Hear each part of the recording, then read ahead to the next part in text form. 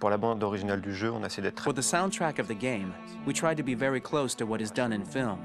We were constantly asking at each place in the game, why are we putting music here? What is it going to say? So we focused the music on bringing emotion, which is interactive, and supports the character's arc. I'm sorry, honey. I'm sorry. I'm sorry. You know I love you, don't you? You know I love you. We make games that are very narrative. We're really into interactive drama. So the soundtrack also had to go in that direction, supporting the three characters' very different stories. We really wanted three colors, three musical sound identities, and from there, having three composers made sense, since the story of Kara, Marcus, and Connor are all completely different.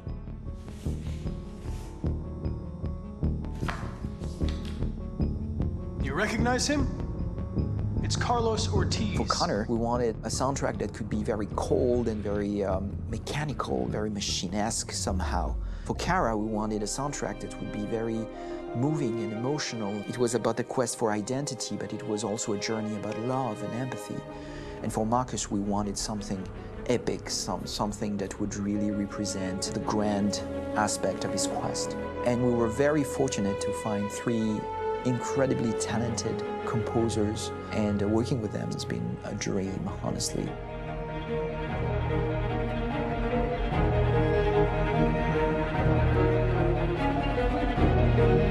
My name is Philip Shepherd, and I'm a composer and a cellist and a producer. And today we're at Abbey Road Studio One, which is my favourite studio in the world. And today we're recording the soundtrack for Kara from Become Human.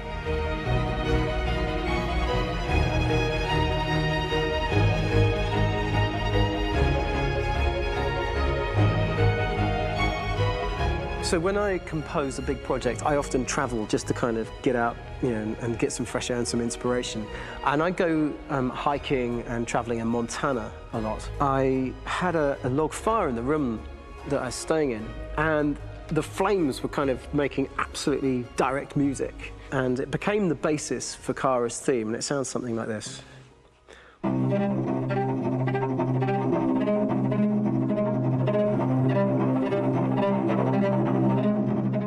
Now, over the top of that, I found a little theme that just seemed to fit over the top, which is taking Kara's name, Kara, and just using like a two-syllable motif, and it sounds like this. We're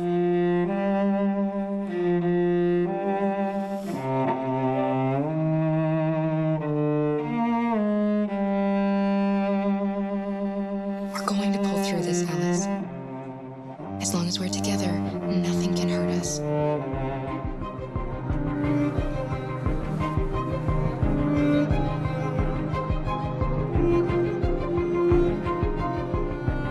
And all the time that's fitting over.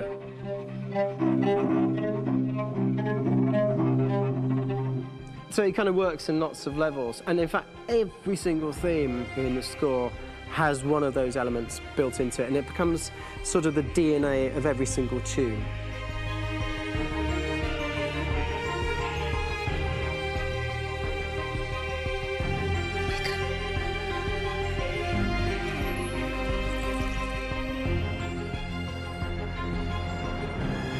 For me, writing this theme for Kara, I actually had to tap into what it feels like to be a father to daughters.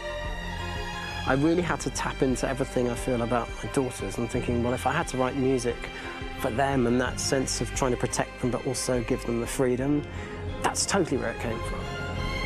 Because each composer has been given the sort of narrative responsibility for very different characters, I haven't had to sort of go into other styles. I can actually be very loyal to this particular character and sort of hopefully encapsulate her. But it means also I've suddenly become very connected to this character, and if for some reason it goes to game over early, I'm getting mortified, you know? They're over there!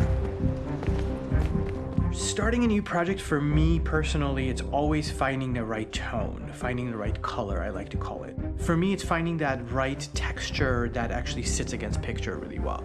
One of the biggest things is I created custom instruments for Connor.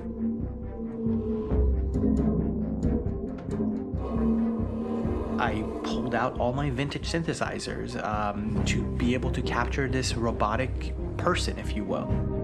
My approach to all of these custom instruments is that I hear the sound in my head. And either I could just come into the piano and just be like, all right, so I'm gonna just get on the computer and just create it. I rather be able to play these instruments physically. Oh, that's nice. You can do the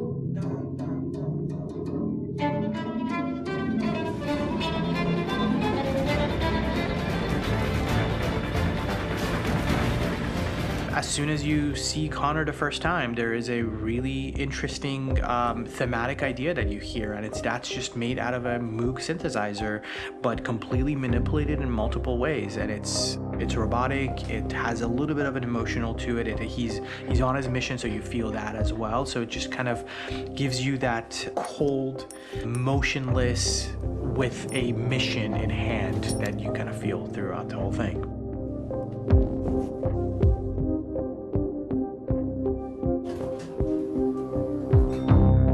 Because the music evolved, one of the things that I was very weary and I was very kind of focused on was the way that the music has to evolve. So my idea behind it was that Connor is a singular android that could at any point become a deviant or could actually stay as an android. So I created a more or less an Connor theme, and then I was able to just manipulate it in different aspects of it. Is everything okay, Lieutenant? Chris was on patrol last night. He was attacked by a bunch of deviants.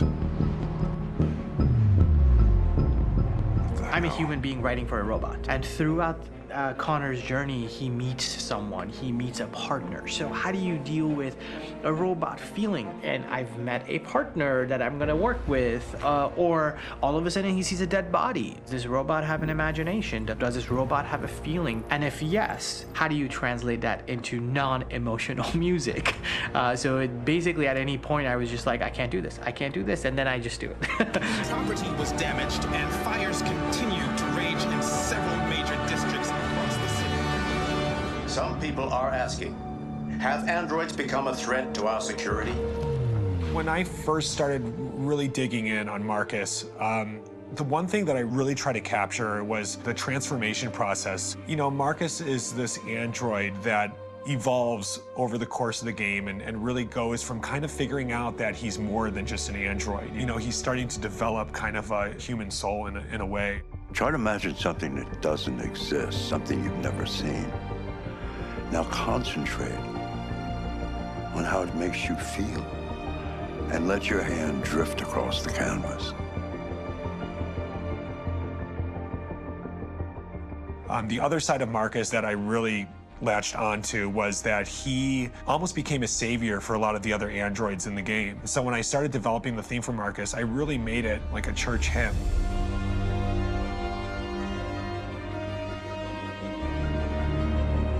I wanted it to be very simple. I wanted to make it a chordal melody. I really wanted to make it almost like a Bach hymn. The tough thing with that is it had to be recognizable. If I made it too complex from a harmonic standpoint, it would be hard, I think, for people to kind of pick it out and recognize it. It's very acoustic derived, but it's also been treated with a lot of effects and things to kind of put it into the space that I felt the sound should be in. It can be beautiful, it can be haunting, it can be extremely powerful from an action standpoint, and I'm really happy with the way it turned out. The music is there, but it's subliminal and it's emotional, and people are feeling it, and it's not distracting. And that's tricky with a game like this, where you have to have a lot of ins and outs like that, where the music kind of has to get in and out of these moments. This is a war we're fighting with the humans. If we fail, they'll destroy us. I think the game's been put together so well where I just wanted to make sure that I wasn't ruining the emotion.